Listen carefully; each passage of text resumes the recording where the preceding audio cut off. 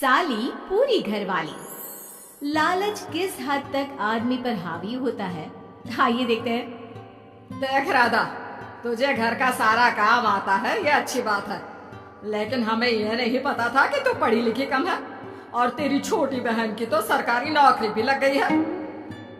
कैसी बात कर रही है माँ जी? सारी बात करके ही तो पापा ने शादी की थी। अब जब छोटी की सरकारी नौकरी लग गई है तो आप लोग ऐसी बात कर रहे हैं। ज्यादा बकबक मत करियो। हम लोगों को पता होता कि तेरी छोटी बहन की सरकारी नौकरी लगने वाली है तो तुझसे तो कभी शादी ना करवाते अपने होनहार बेटे की। अरे तो मुझ में क्या कमी है? वैसे भी आप लोगों ने तो उस वक्त कहा था कि आप लोगों को घरेलू लड़की चाहिए, तभी पति महेश आ जाता है। देख राधा, 100 की सीधी एक बात बता देता हूँ, तू जा और अपनी बहन को बोल कि उसे यहाँ रहकर अपनी कमाई हम लोगों को देनी होगी जब तक हमारे सारे कर्जे उतर नहीं जाते, नहीं तो तू अपना बोरिया बिस्तर बांध और निकल मायके। राधा पति की बात सुनकर हैरान रह जाती है। दिमाग है भी क्या आप लोगों के पास? क्या बोले जा रहे हैं? साली को घर पर रखेंगे? अरे मोहल्ला समाज क्या कहेगा? और माना पिताजी को उसके पैसों की जरूरत नहीं है, लेकिन वो अपनी कमाई आप लोगों को क्यों देगी? अरे क्योंकि हम लोगों के ऊपर कर्जे हैं, समझी? या तो तू कमा कर ला या अपनी बहन को बोल कि अपनी बहन का घर बचाना चाहती है तो यहाँ आकर रहे। सभी मिलकर राधा को घर से निकाल देते हैं। राधा भी कहाँ जाती, मायके जाकर रोने लगती है। छोटी बहन मीना कहती है, अरे क्या हो गया दीदी, कितना पैसा मांग रहे हैं? अरे अभी दे देते हैं ना, रो मत, अब तो मेरी भी नौकरी है। लेकिन राधा तो रोए ही जा रही थी। नहीं नहीं, इस बार लगता है उन लालची लोगों ने कुछ और ही डिमांड रखी है, वरना राधा इतना ना रोती। क्यों बेटी, क्या हुआ है? माँ पिताजी, इस बार जो उन लोगों ने मांगा है ना, वो सुनकर तो आप लोगों के पैरों के नीचे से जमीन खिसक जाएगी। ऐसा क्या मांगा है दीदी? तुझे तुझे मांगा है।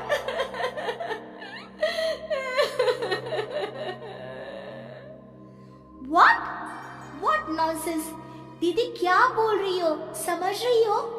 हाँ, मेरी सास ये बोलकर भेजी है कि या तो मीना अपनी सारी कमाई उन लोगों को तब तक दे जब तक उन लोगों के घर से खत्म नहीं हो जाते, या फिर मैं मायके में जाकर रहूं यहाँ। क्या मजाक बना रखा है, ऐसा होता है क्या कहीं? अरे शादी की है, कोई आलू टमाटर थोड़ी है कि अदला बदली कर लो। छोटी बहन शांत होती है। माँ पिता बड़ी को समझा रहे होते हैं और वो रोए ही जा रही थी। तभी छोटी बोलती है, पापा मैं दीदी के साथ जाऊंगी। क्या पागल है क्या? अरे दुनिया क्या बोलेगी? माँ वो लोग सिर्फ मेरे पैसे चाहते हैं ना। अरे वो तो वो लोग यहाँ से भी ले सकते थे छोटी, फिर वहां क्यों बुला रहा है तुझे? माँ वो कह रहे थे कि हमें पता होता कि छोटी की सरकारी नौकरी लग जाएगी तो उसी से करवा देते उनके होनहार बेटे की शादी। हाँ, और मैं जैसे उस लपड़गंजू से शादी कर लेती। लपड़गंजू? अगर वो लपड़गंजू है तो मेरी शादी क्यों करवाती? मैं नहीं जाने वाली वापस। अरे क्योंकि तू बेवकूफ है, तुझे जवाब देना नहीं आता। चल मेरे साथ। उन लोगों को लगता है ना साली पूरी घरवाली, तो अब देखिए साली का जलवा। और शादीशुदा बेटी को पिता भी कितना घर बिठाते। उसके ससुराल जाते हैं दोनों बेटियों के साथ। आइए आइए, ले आए अपनी कमाओ बेटी, ये अच्छा किया। समझदार आदमी की पहचान यही तो होती है। मुझसे बात करिए ना, मैं रहने आ रही हूँ इस घर में, तो मेरी कुछ शर्तें रहेंगी। अरे वाह जी वाह, बहन के ससुराल में भी शर्तें? अरे और क्या, आप लोगों को मेरे पैसे चाहिए, दीदी घर का काम करेगी, इतना सब मिल रहा है। वैसे आप तो जानती हैं, बाजार में बिना शर्तों के तो एक पॉलिसी भी नहीं मिलती है। बात तो ये सही बोल रही है, सरकारी नौकरी वाली लड़कियां ऐसा नहीं मिलती। हाँ हाँ ठीक है, अच्छा बोलो छोटी बहू, क्या शर्तें हैं तुम्हारी?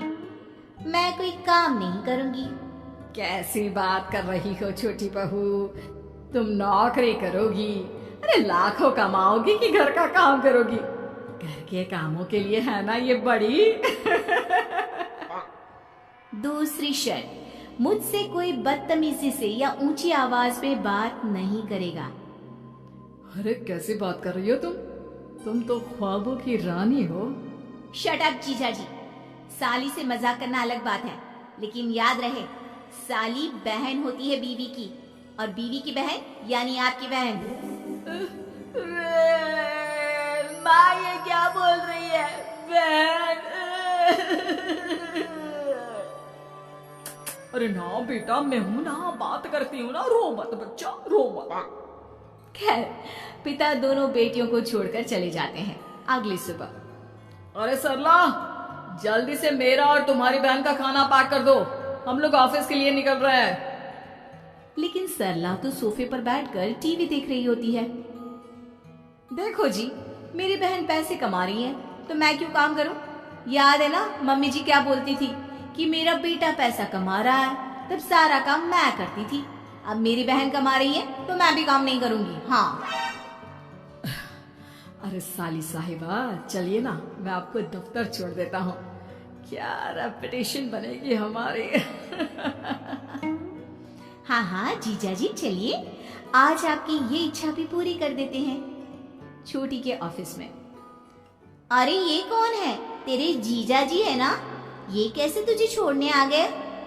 अरे वो अब ना मेरे पास ही रहती है। सभी एक दूसरे की तरफ देखने लग जाते हैं। हाँ वो क्या है ना, दीदी तो पता है घरेलू महिला है, जीजा जी के कर्जे ज्यादा हैं और पढ़े लिखे इतने हैं नहीं कि कुछ अच्छी कमाई कर पाए, तो मेरी कमाई रखते हैं। बस जैसे ही इन लोगों का कर्जा खत्म हो जाएगा मैं अपने घर चली जाऊंगी। पास खड़े जीजा जी का मुंह बन जाता है। घर आकर, छोटी, तुम ये क्या बकवास कर रही थी? ये सबको बताने की क्या जरूरत थी? अरे जीजा जी, आप खुलेआम सबको ये कहे कि साली आजकल मेरे साथ रहती है तो लोग क्या सोचेंगे, आप जानते हैं ना? अरे उससे कुछ मत बोलना बेटा, चल मेरे साथ, तुझे ना बाजार का डोसा खिलाती हूँ, चल चल चल। हाँ दीदी तैयार हो जाओ, डोसा खिला रही हैं आंटी जी। तीनों जा रही होती है कि पास मोहल्ले की कुछ औरतें वहां पर जमा रहती है। अरे लाजो बहन, बहू की बहन यहीं रह रही है क्या? हाँ हाँ, इसे भी रख लिया है।